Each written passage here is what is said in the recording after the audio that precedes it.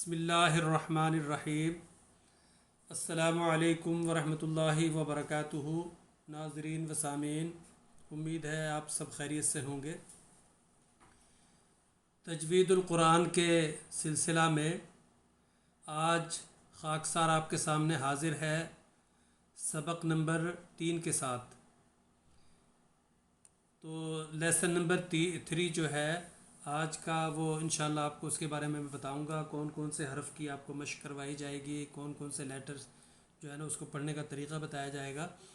तो वो आप ध्यान से सुने और इससे इस्तिफ़ादा करें। दूसरे दोस्तों को भी बताएं कि कुरान मजीद के जो अल्फाज हैं उनको हमने कैसे पढ़ना है।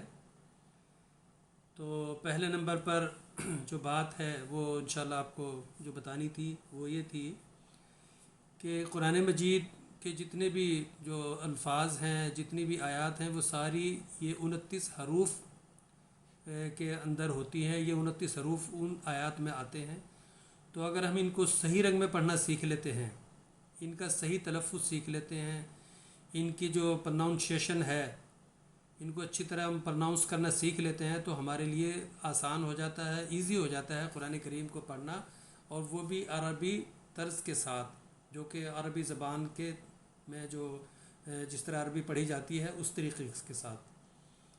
तो इसलिए ज़रूरी है आप इन बातों को ध्यान से सुने और जो अल्फाज, जो ये लेटर्स वग़ैरह के बारे में, जो हरूफ के बारे में बता रहा हूँ, उनको ध्यान से सुने। तो आइए चलते हैं अब हम सबक की तरफ।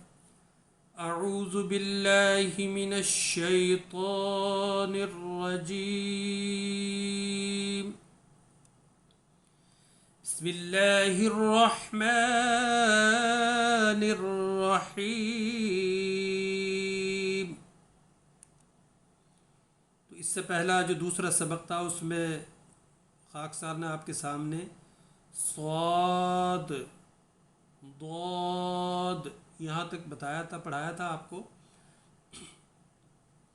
और आज का जो सबक है वो इस हरफ से शुरू होता है जिसको हम कहते हैं तो।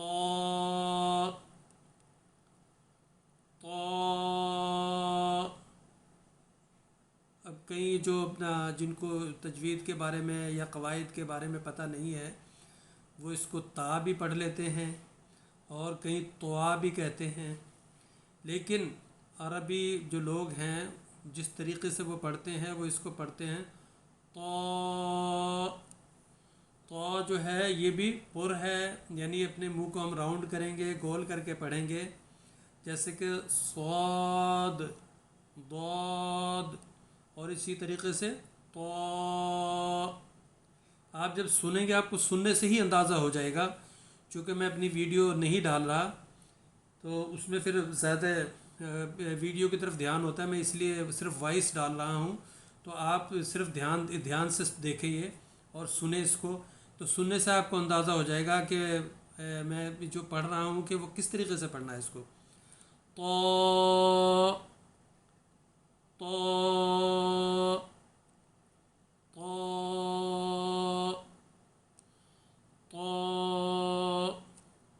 अगला जो लेटर है, जो हरफ है, वो है ज़ा। तो और ज़ा दोनों पुर हैं, दोनों को हम राउंड करके पढ़ते हैं, अपने मुंह को गोल करके पढ़ते हैं। तो जो मैंने इससे पहले आपको बताई है, ये इसकी भी आवाज़ उसी तरीक़े से गोल मुँह करके अदा की जाएगी और इसी तरह जो ज़ा है, ज़ा की आवाज़ भी उसी तरीक़े से।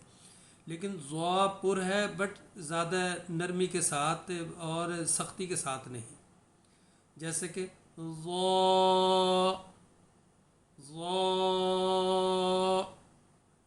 ज़ा ज़ा ज़ा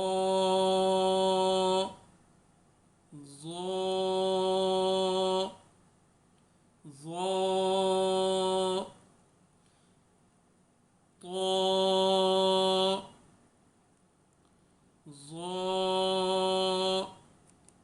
अगला जो हरफ है वो है आइन।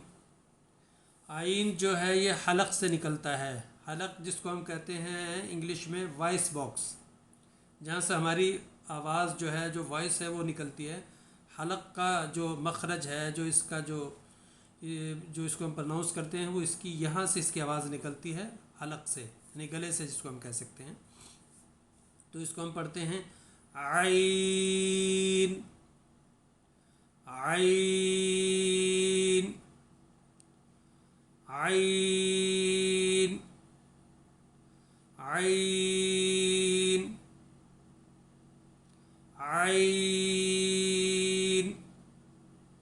عین کو کوئی پر وغیرہ نہیں کرتے بلکہ اس کی جو آواز ہے وہ نہ پر ہوتی نہ باریک ہوتی اور نارمل آواز ہوتی ہے، لیکن یہ ہے کہ یہ حلق سے نکلتی ہے. کئی دوست اس کو عین کہتے ہیں عین، تو عین جو ہے وہ درست نہیں ہے، بلکہ اس کا جو درست جو پڑھنے کا طریقہ ہے، جو کریکٹ اس کی جو اس کو پرناؤنس کرنے کا طریقہ ہے وہ یہی ہے عین عین. دوسرا جو لفظ ہے، یہ دوسرا جو حرف ہے جو لیٹر ہے وہ ہے غین. تو غین کی جو آواز ہے، غین کو ہم پر پڑھتے ہیں. اس میں بھی ہم اپنے جو منہ کو جب اس غین کو ہم نے ادا کرنا ہے پڑھنا ہے اس کو ہم راؤنڈ کرتے ہیں. تو اس کو ہم ایسے پڑھیں گے، آپ دھیان سے سنیں. غین غین غین. کئی دوست اس کو گین کہتے ہیں کہ عین گین، جبکہ وہ درست نہیں ہے بلکہ غین غین غین غین. میں اس لیے بار بار ریپیٹ کر رہا ہوں کہ آپ اچھی طرح سن لیں. جیسے کہ یہ عین غین. اگلا جو لفظ یہ حرف ہے وہ ہے فا. فا جو ہے یہ ہونٹوں سے ادا کیا جاتا ہے. جو ہمارے ہونٹ ہیں ان سے اس کی جو ہے نا وہ ادائیگی ہوتی ہے. جیسے کہ فا فا فا فا فا فا فا فا. اب کئی دوست اس کو بھی بعض علاقوں میں انڈیا میں بھی یا دوسرے علاقوں میں بھی تو وہاں اس کو فا کے بجائے بعض میں نے شاید مجھے یاد پڑتا ہے کسی جگہ کشمیر میں یا کہاں میں نے سنا فا کہتے ہیں، جو کہ بالکل یعنی درست نہیں ہے. بلکہ اس کو ہم نے جب پڑھنا ہے تو اس کو بولنا ہے فا فا. اس کے بعد جو آ رہا ہے وہ ہے قاف. اس کو ہم بڑا قاف بھی کہتے ہیں. اس کی جو نشانی ہے بڑا قاف کی، اس کی نشانی یہ ہے کہ اس کے اوپر دو ڈاٹ دو نقطے ہیں اس کے اوپر. اس کی یہ پہچان ہے بڑا قاف ہونے کی. تو اس کو بعض دوست جو ہے نا وہ یہ قاف کو بڑا قاف، تو اس کو قواعد کی زبان میں بڑا قاف کہا جاتا ہے اور اس کی آواز بھی دوسرے جو چھوٹا قاف ہے اس سے مختلف ہوتی ہے. جیسا کہ قاف قاف. بڑا قاف جو ہے یہ بھی پر ہے، اس کو بھی ہم نے اپنے منہ کو راؤنڈ کر کے اس کی ادائیگی کرنی ہے. تو اس کو جو ہم نے پڑھنا ہے وہ طریقہ یہ ہے قاف قاف قاف قاف قاف. اگلا جو لیٹر ہے جو حرف ہے وہ ہے چھوٹا کاف. چھوٹا کاف اور بڑا قاف میں یہ فرق ہے. ایک تو ان کے پڑھنے میں فرق ہے، لیکن ان کی پہچان میں بھی فرق یہ ہے کہ بڑے قاف کے اوپر جو بڑا قاف ہے اس کے اوپر دو نقطے یا دو ڈاٹ ہیں، لیکن چھوٹے کاف جو ہے اس کے اوپر کوئی نقطہ وغیرہ نہیں ہے، بلکہ اس کا جو اس کے درمیان میں ایک یہ نشان ہے جس سے اس کا پتہ لگتا ہے کہ یہ چھوٹا کاف ہے. باقی یہ جتنے بھی جو 29 حروف ہیں ان میں کسی جگہ بھی اس طرح کا کوئی نشان نہیں کسی بھی حرف کے اندر. تو بڑا قاف کے بارے میں نے آپ کو بتایا کہ یہ پر ہے جیسا کہ قاف، اور چھوٹا کاف بالکل سادہ سمپل ہے، کاف کاف کاف. تو میں دونوں کی آپ کو یہ پڑھ کے بتاتا ہوں دونوں کو اکٹھے، تو پھر آپ کو پتہ لگ جائے گا. قاف کاف قاف کاف. جیسے کہ سورہ فاتحہ میں آتا ہے اہدنا الصراط المستقیم مستقیم. اس طرح سورہ فاتحہ میں آتا ہے ایاک، ایاک نہیں کہیں گے بلکہ ایاک. پھر قرآن کریم میں دوسری جگہ آتا ہے ذالک. تو قاف میں اور کاف میں فرق ہے. قاف کاف. دوسرا جو اس کے بعد والا جو حرف ہے لیٹر ہے وہ ہے لام.